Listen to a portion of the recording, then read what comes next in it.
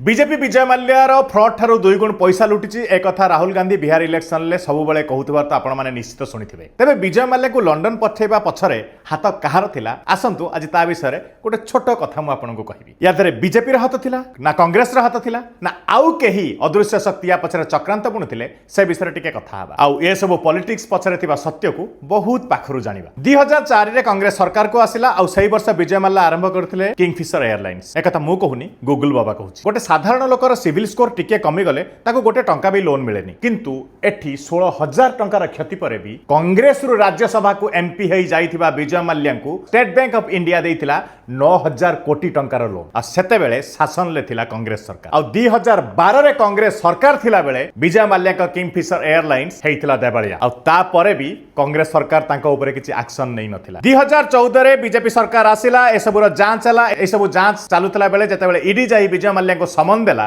अब विजय माल्या फेरार हो गले यूके को। सरकार तुरंत पासपोर्ट कैंसल कले आउ यूएन कोर्ट रे केस मध्य लढिले। आउ 2019 रे भारत ए केस जीति सारला परे माल्या पुणी हाई कोर्ट रे द्वारस्थ हेले। आउ ता भितरे ईडी तांकर बांग्लोर लंडन आउ देशर विभिन्न जगह रे थिबा संपत्ति गुडी को बेजप्त कला। आउ एपर्यंत सरकार माल्या नीरव मोदी मेहुल चोकसी एई सब चोर मानक ठारू 22,280 कोटी टंकार संपत्ति एपर्यंत सीज करि सारचंती। आउ ए सब संपत्ति सीज कर सारला परे ए सब संपत्ति को अटैच करी एसबीआई देइथिबा तार कंप्लीट लोन को सुध सह परिशोध मध्य कर सारचंती सरकार। एबे ए सब कथा परे प्रश्न आपण माननकु सतरे माल्या को लोन किए दिया करैथिला माल्या आ माल्या फेरार हवा पछरे कहार हाथ थिला आ कौ राजनैतिक दलर साहाय्य पाई माल्या एते बड़ गोटे घोटाला करी विदेश को फेरार हो गले। आपण मानकर मतामत जणांतु आ आपण माने एनालाइज करंतु ए सब कौ राजनैतिक दल करिथिला। मु आपण मानक मतामत अपेक्षा रे। नमस्कार, जय जगन्नाथ।